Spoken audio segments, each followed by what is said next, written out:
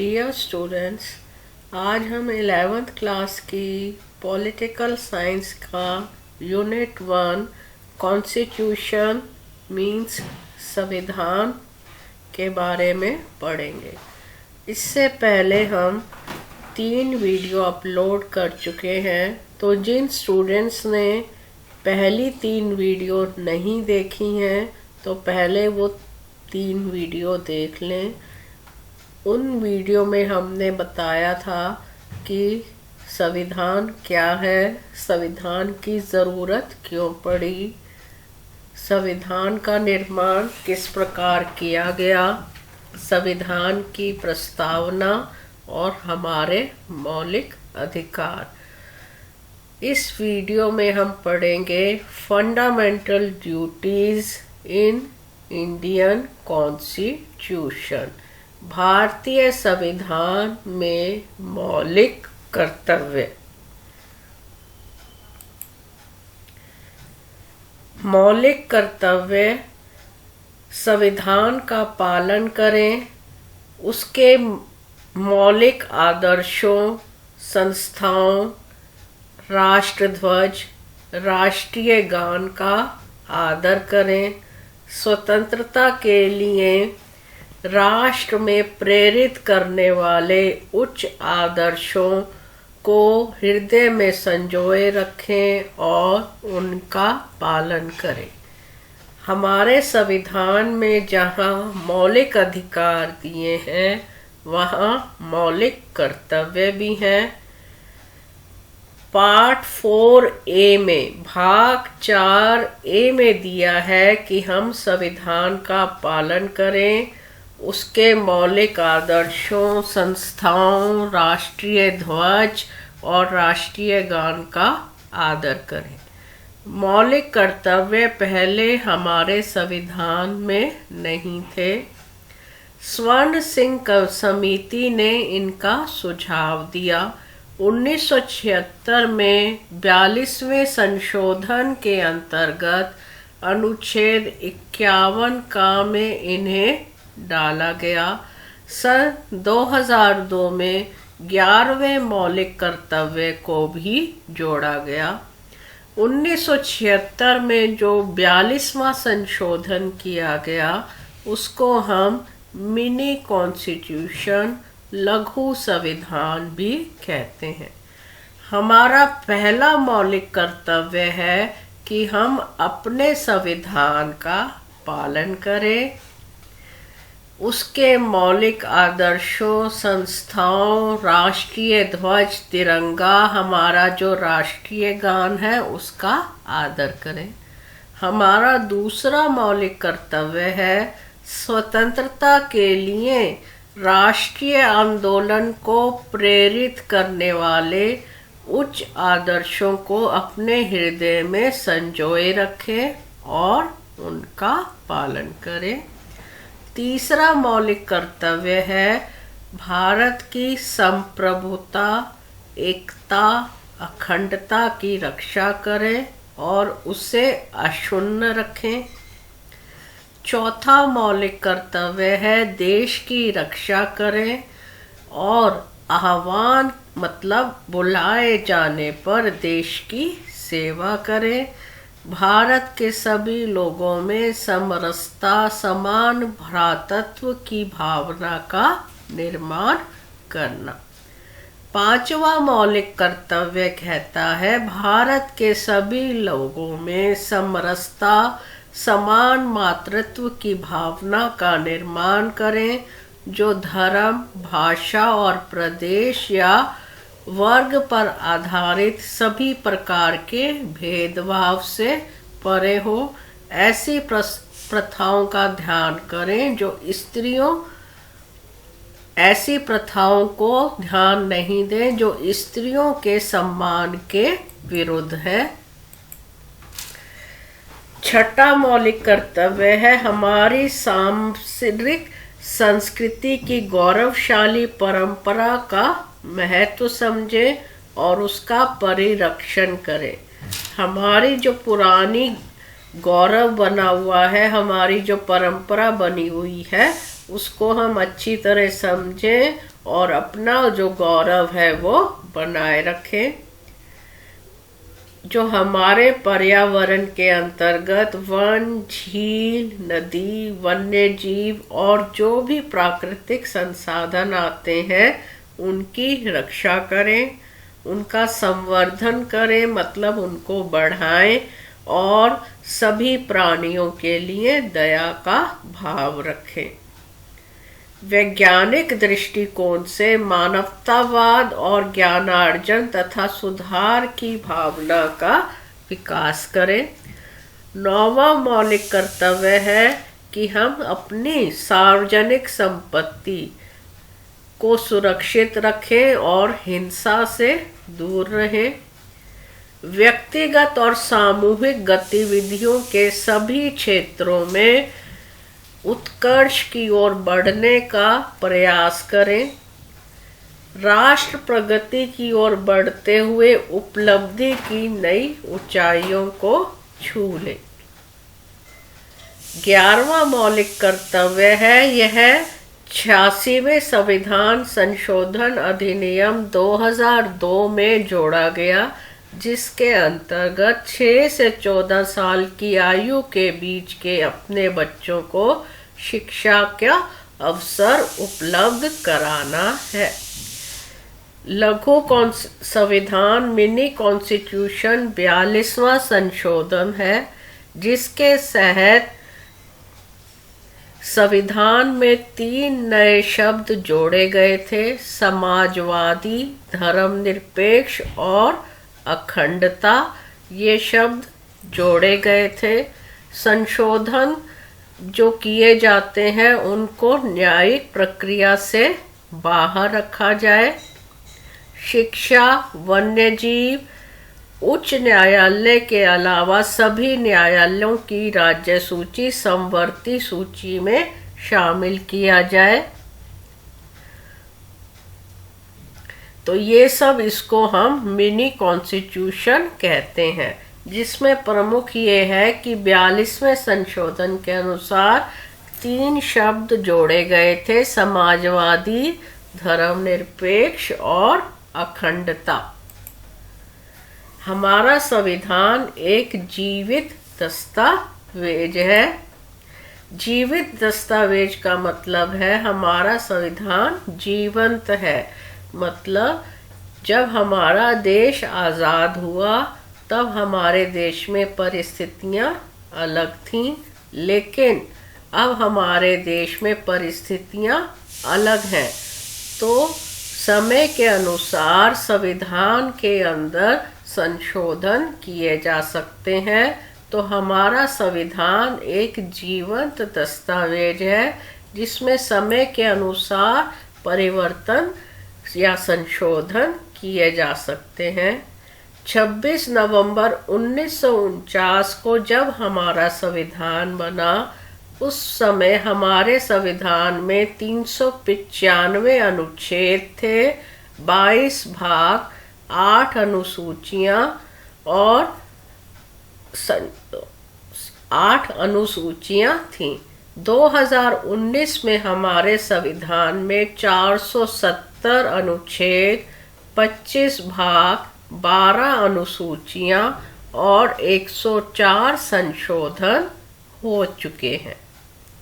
संविधान का काम होता है आपस में तालमेल बढ़ाना, निर्णय लेने की शक्ति प्रदान करना, सरकार की शक्तियों पर सीमा लगाना, मतलब सरकार अपनी शक्तियों का दुरुपयोग नहीं करे, समाज के विकास के लक्ष्य को पूरा करना और राष्ट्र की बुनियादी पहचान बढ़ाना। तालमेल बढ़ाने से मतलब है भारत में धार्मिक, आर्थिक और सांस्कृतिक विविधता है। भारत में विभिन्न धर्मों के लोग रहते हैं, विभिन्न संस्कृतियां हैं। इतनी सारी विभिन्नताओं के बावजूद मिलजुल कर रहने के लिए बुनियादी नियमों की आवश्यकता है। संविधान बुनियादी नियमों के पालन के लिए एक सुदृढ़ आधार है। हमारे देश में विभिन्न धर्मों के, विभिन्न रंगों के, विभिन्न संस्कृतियों के लोग रहते हैं, लेकिन आपस में मिलजुल कर रहने के लिए संविधान एक बुनियादी आधार देता है। हमारा संविधान यह बताता है कि कानून कौन बनाएगा, राजा बनाएगा या रानी बनाएगी या पार्टी सिस्टम बनाएगा।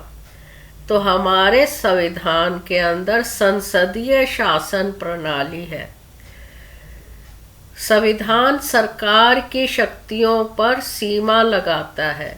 अगर संविधान नहीं होगा तो सरकार अपनी शक्तियों का दुरुपयोग कर सकती है।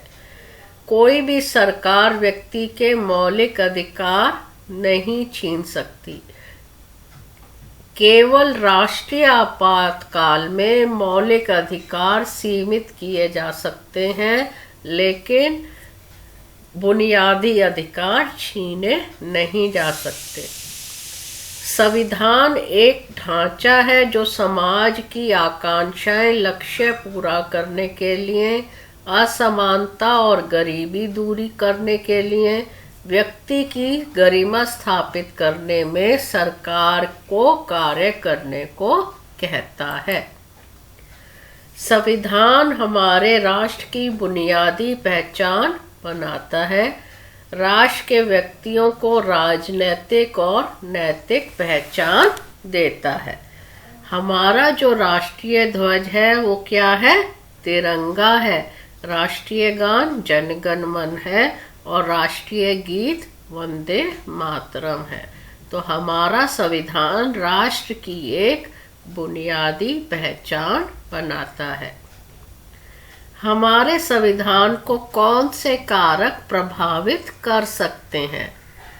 भारतीय संविधान जब उन लोगों द्वारा बनाया गया जिन्हें समाज की विश्वसनीयता प्राप्त थी, जो समाज से तालमेल और सीधा संवाद कर सकते थे। मतलब जो संविधान समिति बनाई गई उसमें उन लोगों को रखा गया जो समाज की भी बातें सुनते थे और सरकार के भी कांटेक्ट में थे। हमारे संविधान में मौलिक प्रावधान सभी को स्वतंत्रता, समानता और न्याय देते हैं और उनकी रक्षा करते हैं। हमारी जो सरकार है उसके 3 भाग हैं: विधायिका, कार्यपालिका और न्यायपालिका। विधायिका जो है कानून बनाती है। कार्यपालिका विधायिका के द्वारा बनाए गए नियमों के अनुसार सरकार चलाती है। न्यायपालिका इसकी रक्षा करती है कि सरकार ठीक से कार्य कर रही है और समाज में न्याय बना हुआ है। संविधान सभा का गठन 9 दिसंबर 1946 को हुआ और संविधान सभा के जो अध्यक्ष थे स्थायी कमेटी के, वे डॉक्टर राजेंद्र प्रसाद थे। संविधान के कैबिनेट मिशन के वक्त उस वक्त सेक्रेटरी पैट्रिक लॉरेंस और प्रेसिडेंट स्टैफोर्ड थे। जब हमारा देश आज़ाद हुआ तो हमारे देश में 565 रियासतें थीं, तो उनको एकीकरण करना हमारे संविधान के सामने एक बहुत बड़ी चुनौती थी। तो हमारे देश के उस वक्त गृह मंत्री सरदार वल्लभ भाई पटेल ने इसका काम किया और सारी रियासतों का एकीकरण करके एक राष्ट्र का निर्माण किया। हमारी संविधान सभा में सभी समुदाय को भागीदारी मिली, जिसमें अनुसूचित वर्ग के 26 सदस्य थे। सभी विचारधाराओं को भागीदारी मिली और सभी महिलाओं की भी भागीदारी थी। संविधान की प्रारूप समिति के अध्यक्ष Shri doctor B R Ambedkar थे। संघीय शक्ति समिति में पंडित नेहरू, केंद्रीय संविधान समिति में पंडित नेहरू और प्रांतीय संविधान समिति में सरदार पटेल जी थे। संविधान की प्रारूप जांच समिति में कृष्ण स्वामी अय्यर जी थे। हमारे संविधान को बनने में 2 साल 11 महीने और 18 दिन लगे और इसमें 166 दिन संविधान की बैठक हुई। 1946 में पंडित नेहरू ने संविधान सभा का उद्देश्य संकल्प लिया, जिससे 22 जनवरी 1947 को संविधान सभा ने अपनाया। हमारे संविधान में संस्थागत व्यवस्थाएं भी हैं। लोकतांत्रिक, कल्याणकारी, संसदात्मक और शक्तियों का पृथक्करण है। हमारे संविधान में मौलिकता का अभाव है और इसमें अन्य देशों से लिए गए प्रावधान भी हैं। हमारे संविधान का राजनैतिक दर्शन क्या कहता है? संविधान के राजनैतिक दर्शन में राजनैतिक स्वतंत्रता, न्याय, संपत्ति, अधिकार, कानून तथा सत्ता द्वारा कानून को लागू करने के लिए विभिन्न पहलुओं पर विचार किया जाता है। राजनैतिक दर्शन के जनक अरस्तु थे और राजनैतिक दर्शन हमें बताता है कि हमारा संविधान किन आदर्शों पर टिका हुआ है। हमारा संविधान किन नीतियों और शासन प्रणाली पर आधारित है। संविधान के उद्देश्यों को बताने के लिए संविधान की प्रस्तावना लिखी गई है, जो कि संविधान का सार है और यह संविधान के लक्ष्य भी बताती है। जो हमारी संविधान की प्रस्तावना है वो एक तरह से संविधान का हृदय है और वो संविधान के लक्ष्य के बारे में, उद्देश्य के बारे में बताती है। संविधान सभा दृढ़ता पूर्वक सत्यनिष्ठा से भारत को एक संपूर्ण प्रभुसत्ता संपन्न गणराज्य घोषित करती है और उसके भावी प्रशासन के लिए एक संविधान की संरचना करने का वचन देती है। संविधान के कानून भाषा या धर्म के आधार पर व्यक्तियों में भेदभाव को रोकते हैं। कानून समानता का महत्व देता है, इसलिए कानून और नैतिक मूल्यों के बीच में संबंध है। हमारा संविधान लोकतांत्रिक परिवर्तन के साधन के रूप में कार्य करता है। संविधान सामाजिक परिवर्तन लाने के लिए शांतिपूर्ण लोकतांत्रिक साधन भी प्रदान करता है। हमारे देश के प्रथम प्रधानमंत्री पंडित जवाहरलाल नेहरू जी के अनुसार संविधान एक राष्ट्र है जो भारतीय जनता के चुने हुए प्रतिनिधियों को बाहरी हस्तक्षेप के बिना संविधान बनाने का अधिकार प्रदान करता है। हमारे संविधान की प्रस्तावना को संविधान का आईना भी कहा गया है। भारतीय संविधान का दर्शन 22 जनवरी 1947 को पंडित जवाहरलाल नेहरू द्वारा संविधान सभा में प्रस्तुत उद्देश्य संकल्प में दिया गया था, जिससे भारतीय संविधान की प्रस्तावना में रखा गया। प्रस्तावना को न्यायालय के द्वारा लागू नहीं कराया जा सकता। सर्वोच्च न्यायालय ने अपने अनेक फैसलों में प्रस्तावना के महत्व और उपयोगिता पर प्रकाश डाला है। हमारी जो संविधान की प्रस्तावना है तो संविधान का उद्देश्य बताती है। विश्व के लगभग सभी लिखित संविधानों की प्रस्तावना में वे उद्देश्य लिखे जाते हैं जिनको देश में लागू करने के लिए संविधान की रचना की जाती है। मतलब संविधान की प्रस्तावना संविधान के उद्देश्य को बताती है। जो हमारे संविधान में जितने भी अनुच्छेद हैं, प्रस्तावना उसका हृदय है, उसका एक आईना है। भारतीय संविधान व्यक्तिगत स्वतंत्रता, सामाजिक न्याय, विविधता और अल्पसंख्यकों के अधिकारों का सम्मान, धर्मनिरपेक्षता, वयस्क मताधिकार, संघवाद और राष्ट्रीय पहचान के बारे में बताता है। हमारे देश में एक बहुत बड़े धर्म सुधारक राजा राम मोहन राय जी हुए हैं। उनका जन्म 22 मई 1772 को हुआ था। वो ब्रह्म सभा के संस्थापक थे और सामाजिक धार्मिक सुधार आंदोलन के अग्रदूत थे। उनको आधुनिक भारत के पुनः जागरण के जनक के रूप में भी जाना जाता है।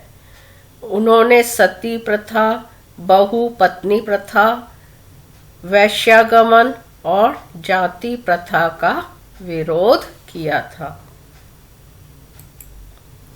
हमारे देश की राष्ट्रीय पहचान, जो हमारे देश का राष्ट्रीय एम्बलम, नेशनल एम्बलम, राष्ट्रीय चिन्ह, जिसमें 4 शेर के मुंह बने हुए हैं और उसके नीचे क्या लिखा है, सत्यमेव जयते। हमारा जो राष्ट्रीय ध्वज है तिरंगा है, जिसमें 3 रंग हैं और बीच में एक अशोक चक्र बना हुआ है। हमारा राष्ट्रीय पक्षी मोर है, राष्ट्रीय पशु बाघ है, राष्ट्रीय फल आम, राष्ट्रीय फूल कमल और राष्ट्रीय पेड़ बरगद का पेड़ है। तो ये सभी सिंबल हमारे देश की राष्ट्रीय पहचान के बारे में बताते हैं। हमारा जो राष्ट्रीय गान है वो क्या है, जन गण मन, और राष्ट्रीय गीत है वंदे मातरम। राष्ट्रीय पुरस्कार भारत रत्न है। तो ये सभी चिन्ह हमारे देश की राष्ट्रीय पहचान के बारे में बताते हैं।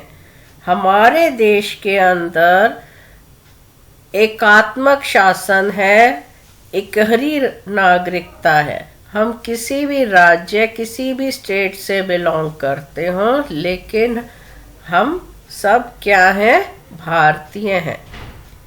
हमारे देश में 1976 में 42वें संशोधन से एक शब्द जोड़ा गया, पंथ निरपेक्षता। मतलब हम किसी भी धर्म को अपना सकते हैं और किसी भी धर्म का प्रचार कर सकते हैं। संघवाद, शक्तियों का केंद्र और राज्य में विभाजन। तो हमारा संविधान लिखित है और विशालकाय है और जीवित दस्तावेज है। मतलब इसमें संशोधन किए जा सकते हैं। और हमारे जो संविधान की प्रस्तावना है, हमारे संविधान का एक आईना और एक हृदय है। तो हमारा संविधान एक जीवित दस्तावेज है। आई होप आपको यह वीडियो समझ आई होगी। इस वीडियो को लाइक और सब्सक्राइब ज़रूर करिए। Thank you very much.